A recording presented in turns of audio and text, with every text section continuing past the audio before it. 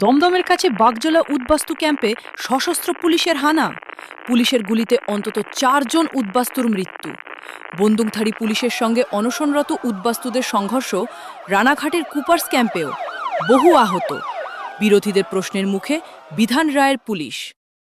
বাগজোলায় এবং রানাঘাটের কুপার্স ক্যাম্পে সশস্ত্র পুলিশ বাহিনী হানা দিয়েছিল একই দিনে ১৯৬১ সালের ২৬শে জুন। উদ্বাস্তুদের দণ্ডকারণ্যে পাঠানোর সরকারি সিদ্ধান্তের বিরুদ্ধে অনশন চলছিল তখন দুই ক্যাম্পেই। দমদমের কাছে বাগজোলায় পুলিশের গুলিতে নিহত হয়েছিলেন ৪ থেকে ৫ জন। কুপার্স ক্যাম্পের সংঘর্ষে আহত হয়েছিল ১২ জন পুলিশ এবং ৭ জন উদ্বাস্তু। খবরের কাগজে হেডলাইন হয়েছিল, স্বাধীন ভারতে গুলি চালনায় পশ্চিমবঙ্গ সরকারের রেকর্ড। লেখা হয়েছিল, পশ্চিমবঙ্গে কংগ্রেস সরকার ১৯৪৮ সাল হইতে এ যাবৎ যতবার গুলি চালাইয়াছেন এবং যত লোক হতাহত হইয়াছে, ঠিক ওই সময়ের মধ্যে অর্থাৎ ১৩ বছরে ব্রিটিশ আমলেও অত গুলি চালনা ও অত লোক হতাহত হয় নাই। ঘটনার পরদিন প্রথম পাতার উপরে ৮ কলম জোড়া হেডলাইন ছিল, বাগজোলায় পুলিশের গুলিতে ৪ জন নিহত। তারপরে লেখা, পুলিশ ও উদ্বাস্তুদের মধ্যে খণ্ডযুদ্ধ, ২৭ জন উদ্বাস্তু ও ৪ জন কনস্টেবল আহত। কুপার্স ক্যাম্পেও সংঘর্ষ, ১২ জন কনস্টেবল ও ৭ জন উদ্বাস্তু আহত। মধ্যপ্রদেশের দুটি উদ্বাস্তু ক্যাম্পে পুলিশের গুলিতে ৬ জনের মৃত্যুর ঘটনা তখনও ঘটেনি, আর মরিচছাপির ঘটনা ঘটতে তখনও বাকি ১৮ বছর। আসুন, বাগজোলা এবং কুপার্স ক্যাম্পের ঘটনার পরদিন যুগান্তর কাগজে কি লেখা হয়েছিল শোনা যাক। তবে খবর শোনার আগে একটু প্রাসঙ্গিক একটা কথা। মরিচছাপি সংক্রান্ত সেই সময়কার সংবাদপত্রের বহু রিপোর্ট ধারাবাহিকভাবে আমরা প্রকাশ করব এই চ্যানেলে। মিস করবেন না। চ্যানেলটি সাবস্ক্রাইব করে রাখুন।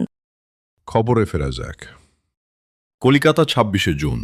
দমদমের নিকটবর্তী বাগজোলা উদ্বাস্তু ক্যাম্পে ও রানাঘাটের কুপার্স ক্যাম্পে আজ উদ্বাস্তু ও পুলিশের মধ্যে গুরুতর সংঘর্ষ হয়।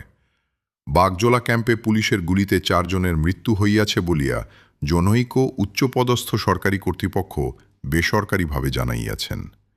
অপরদিকে উদ্বাস্তু মহল হইতে নিহতদের নাম উল্লেখ করিয়া ৫ জনের মৃত্যু হইয়াছে বলিয়া জানানো হইয়াছে। উদ্বাস্তু মহল হইতে আরও প্রকাশ যে এই সংঘর্ষের ফলে আরও ২৭ জন আহত হইয়াছে।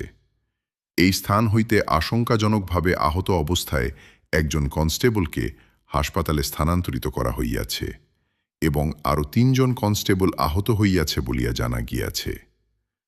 রানাঘাটের কুপার্স ক্যাম্পেও ১২ জন কনস্টেবল ও ৭ জন উদ্বাস্তু আহত হইয়াছেন বলিয়া পুলিশের সূত্রে সংবাদ পাওয়া গিয়াছে।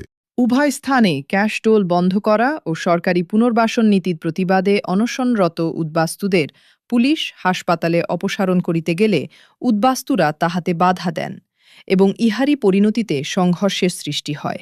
উদ্বাস্তুদের পক্ষ হইতে জানানো হইয়াছে যে পুলিশের গুলিতে নিম্নলিখিত ৫ জন উদ্বাস্তুর মৃত্যু হইয়াছে: জ্ঞানেন্দ্রনাথ সানা, নিত্যানন্দ গায়েন, শরৎ শিকদার, নিশিকান্ত হাওলাদার ও ৮-৯ বছরের একটি বালক।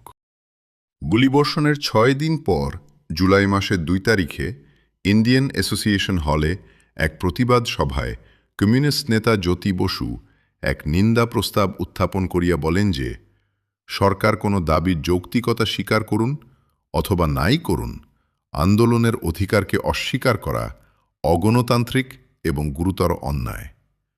সরকার গুলি চালনাকে সাধারণ ব্যাপার হিসাবেই দেখিতেছেন, যেন অস্বাভাবিক কিছুই হয় নাই। সমস্ত দায়িত্ব উদ্বাস্তুদের ওপর চাপাইতে চেষ্টা করা হইতেছে।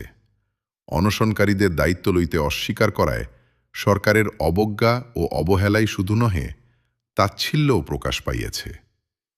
উল্লেখ্য, এই বক্তৃতার প্রায় ১৮ বছর পর মরিচছাপির উদ্বাস্তুদের ওপর যখন গুলি চলে, সেই সময় পশ্চিমবঙ্গের মুখ্যমন্ত্রী ছিলেন জ্যোতি বসু। এইসব ঘটনা ও বিতর্কের প্রায় ২.৫ বছর আগে ১৯৫৯ সালের 2রা জানুয়ারি তারিখে রাজ্যের উদ্বাস্তু পুনর্বাসন মন্ত্রী প্রফুল্লচন্দ্র সেন বিধানসভায় জানান, সরকার আশা করে যে ওই বছরের 31শে জুলাইয়ের মধ্যে উদ্বাস্তু ক্যাম্পগুলি বন্ধ করে দেওয়া যাবে।